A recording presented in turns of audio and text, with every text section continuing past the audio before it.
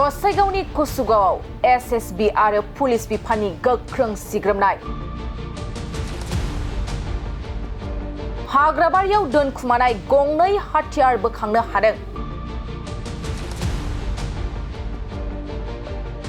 कुसुगाव थानानि police बिफान आरो SSB हानजाजों जथाय सिग्रोमनायाव गंनै हाथियारखौ अरनबारिनिफ्राय बोखांनो हाबावदों।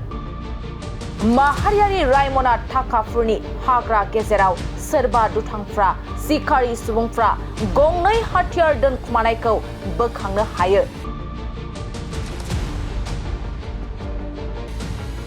बे जाफुंसारनायखौ कुसुगाव थानानि गाहाय राजेन्द्र दासनि बिथोनाव एबा दैदेननायाव जाफुंसार जायो होननानै सुलुंनिफ्राय मिथिनो मोनो। सासेबो दुथां सुबुंफोरखौ खानो हायाखैब्लाबो नाथाय दुथां मैहुर खालामग्राफोरनि गंनै हाथियारखौ बोखांनो हायो।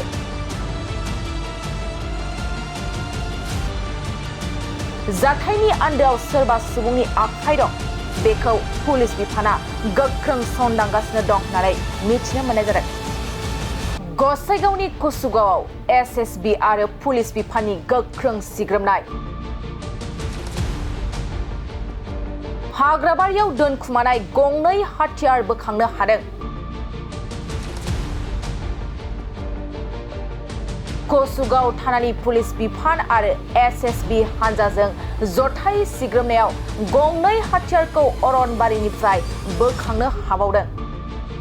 माहारियारि रायमना थाखाफुरनि हाग्रा गेजेराव सोरबा दुथांफ्रा सिखारि सुबुंफ्रा गंनै हाथियार दोनखुमानायखौ बोखांनो हायो। बे जाफुंसारनायखौ कुसुगाव थानानि गाहाय राजेन्द्र दासनि बिथोनाव एबा दैदेननायाव जाफुंसार जायो होननानै सुलुंनिफ्राय मिथिनो मोनो। सासेबो दुथां सुबुंफोरखौ खानो हायाखैब्लाबो नाथाय दुथां मैहुर खालामग्राफोरनि गंनै हाथियारखौ बोखांनो हायो।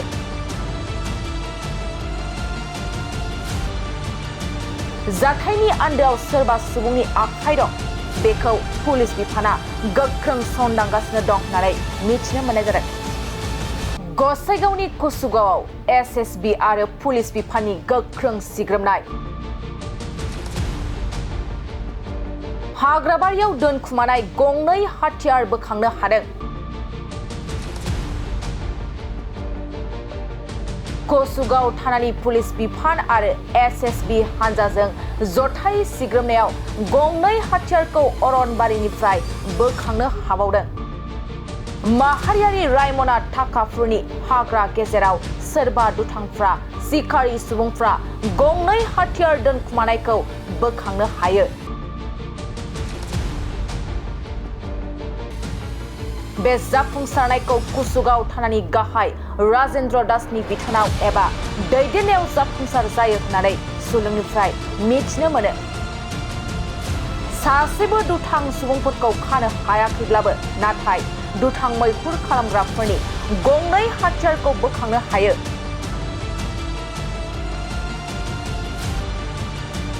जाथायनि आन्दोआव सोरबा सुबुंनि आखाइ दं बेखौ पुलिस बिफाना गोख्रों संदांगासिनो दं होननानै मिथिनो मोननाय जादों।